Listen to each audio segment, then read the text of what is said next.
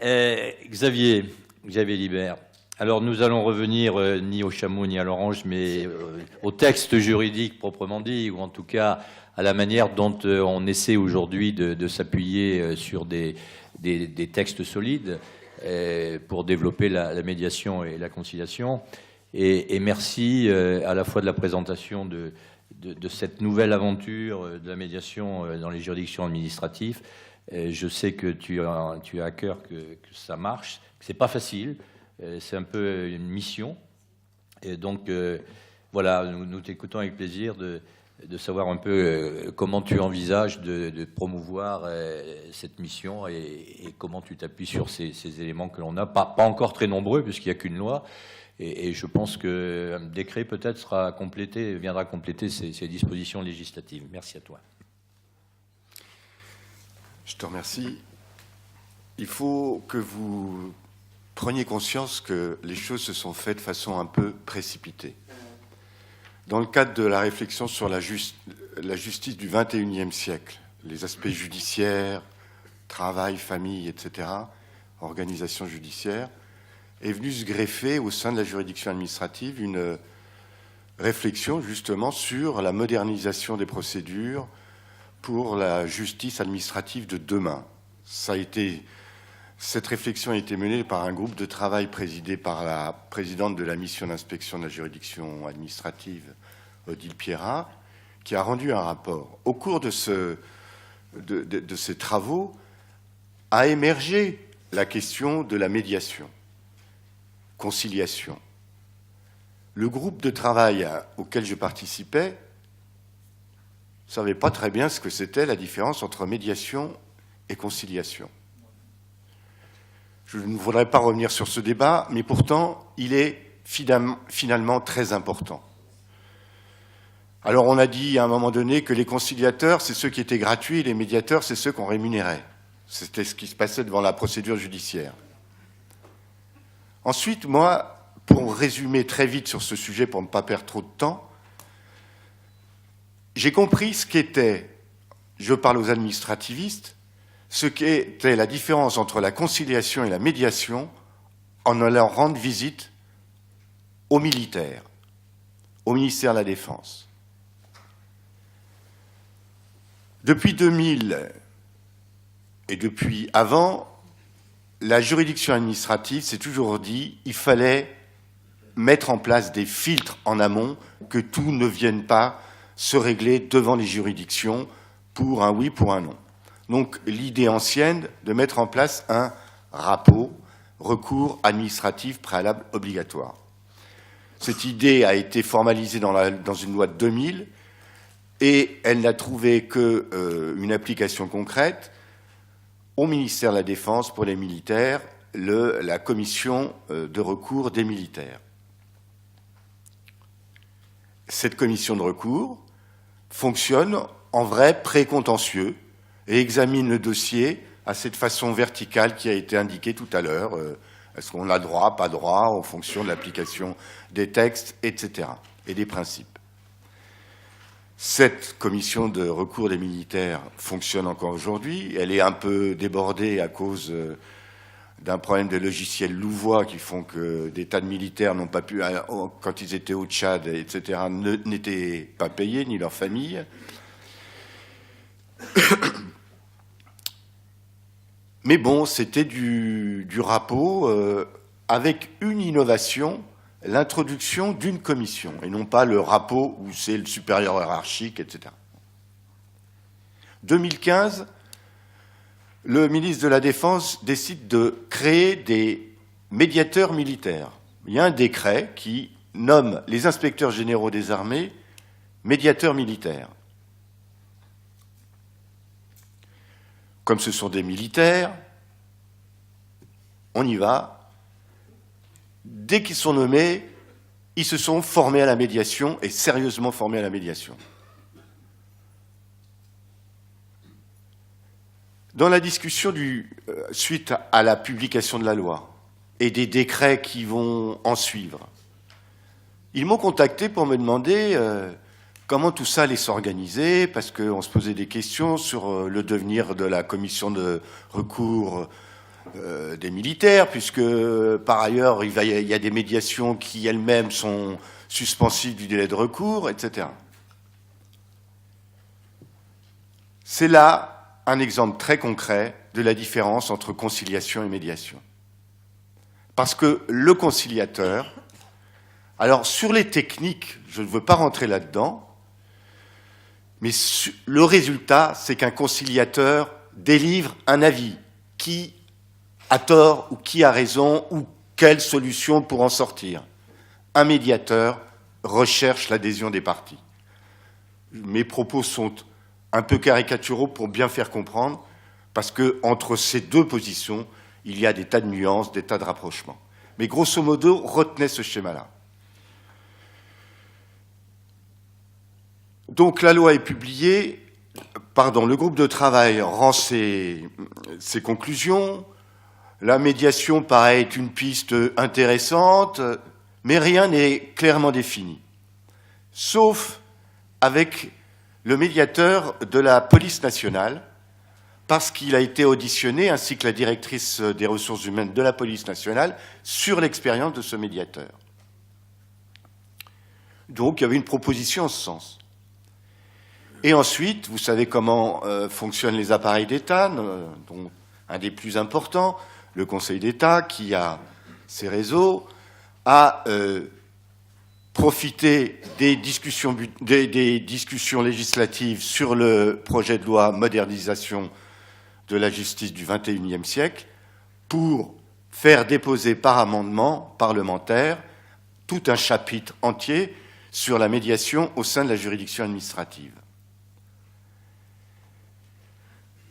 C'est l'article 5 qui est dans... Donc, en réalité, la médiation administrative est une bonne recopie de la loi du 8 février 1995 qui introduisait la médiation devant le juge judiciaire. Et deux innovations importantes, c'est que pour la première fois, une médiation en matière administrative suspend le délai de recours contentieux, ce qui pose des questions de procédure et d'organisation par la suite.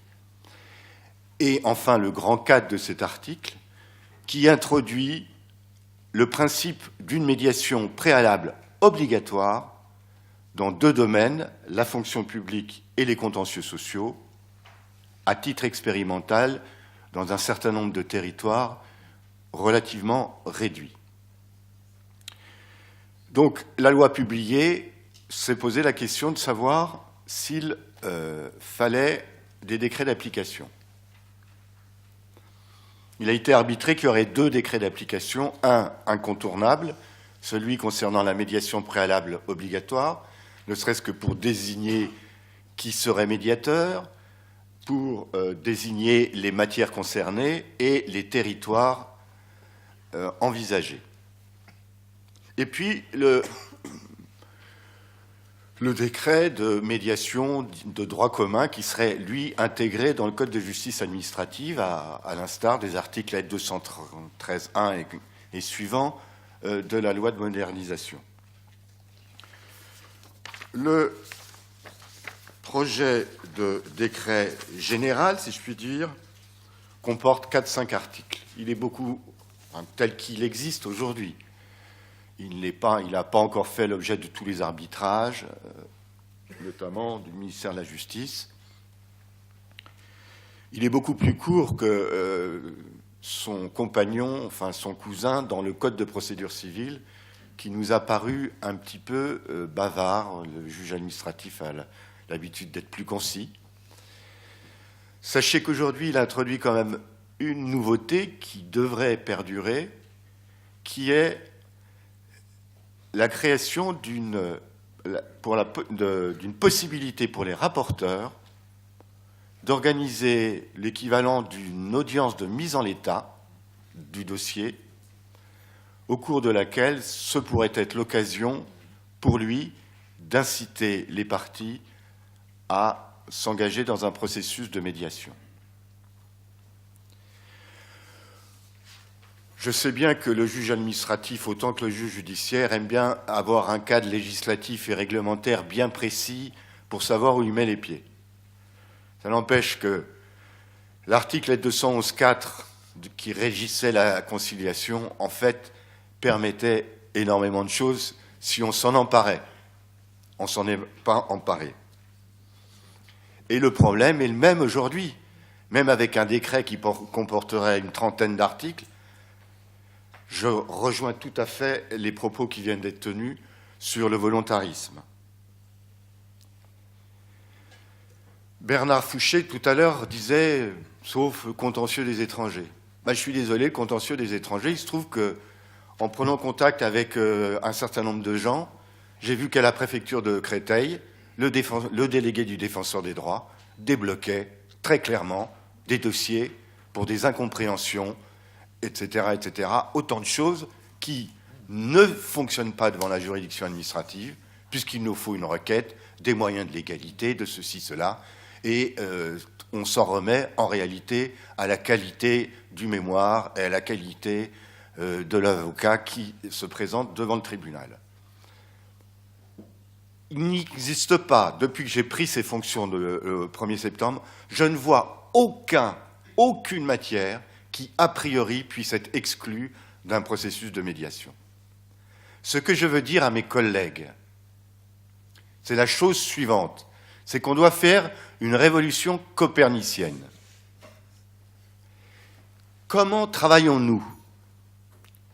Nous travaillons sur un dossier, une requête, des pièces jointes, un mémoire en défense, un mémoire en réplique. Nous travaillons un dossier et nous finissons par une conclusion de ce dossier, une note de rapporteur, des conclusions, un projet de jugement et un jugement signé. Nous ne travaillons pas sur ou avec des parties.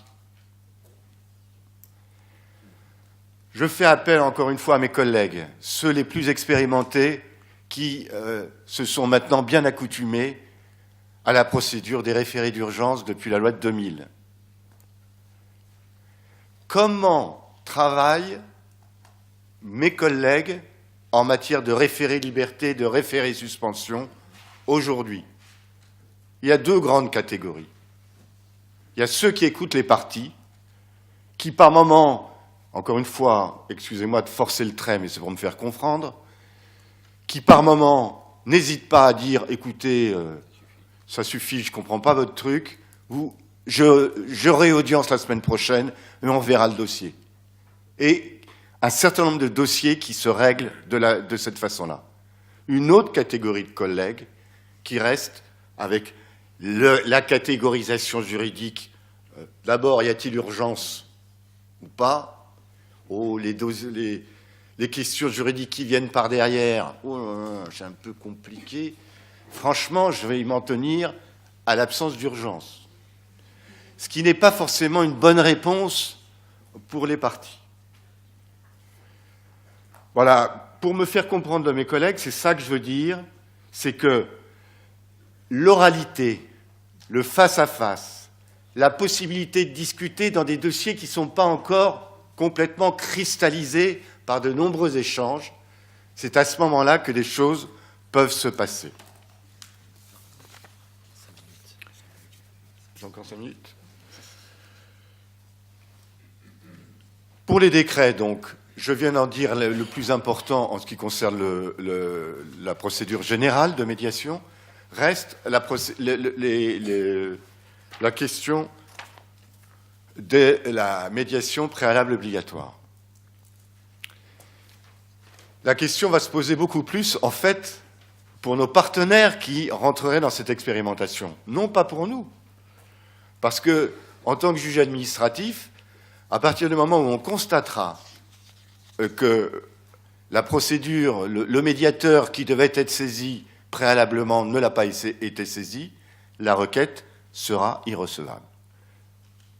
Seule novation dans le projet de décret, c'est qu'il y aura obligation pour le juge de transmettre la requête au médiateur en question. Et donc, on se trouve un peu comme on a l'habitude, nous ne serons saisis que de dossiers contentieux qui auront fait auparavant l'objet d'un essai de médiation. Donc de ce côté-là, ça ne pose pas de problème pour la juridiction administrative, mais ça en pose d'énormes pour les personnes qui joueraient ce rôle de médiateur préalable obligatoire. En rappelant, entre parenthèses, que préalable obligatoire, ça veut dire, en réalité, préalable à l'information et à l'incitation de rentrer dans un processus de médiation, toute partie pouvant dire « non, la médiation, ça ne m'intéresse pas, je veux aller chez le juge ». Du côté des contentieux sociaux, pour l'instant, le schéma qui est en place, c'est de faire appel au délégué du défenseur des droits pour jouer ce rôle de médiateur en matière sociale. Hier matin, j'avais une réunion avec les médiateurs, le médiateur de Pôle emploi, qui a des délégués sur toute la France, les médiateurs des caisses nationales d'assurance maladie, familiale, vieillesse, etc., qui ont un réseau plus ou moins performant selon les caisses territoriales. J'ai encore une fois de plus découvert un monde de gens,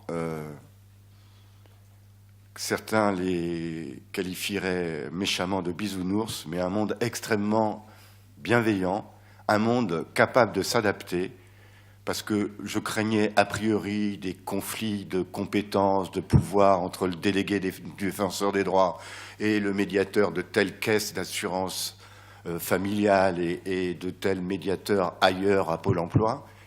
Ils forment un vrai réseau, ils s'entendent très bien entre eux, et le fait, vu de la juridiction administrative, qu'on puisse passer par l'entonnoir du défenseur des droits, simplifiera les choses, à eux, dans leur réseau, de voir qui précisément fera quoi.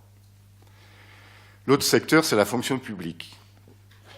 La fonction publique territoriale, nous avons des partenaires très volontaires, ce sont les centres de gestion départementaux ou interdépartementaux, dont le centre de gestion du Nord qui est partant pour une expérimentation.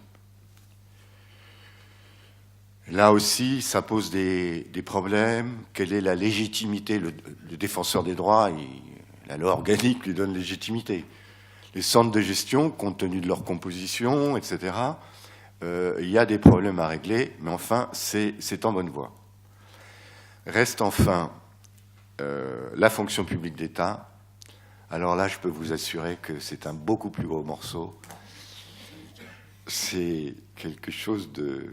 Je redécouvre les joies de la sociologie administrative qui date des années 60. Je vous remercie, on me dit de me taire.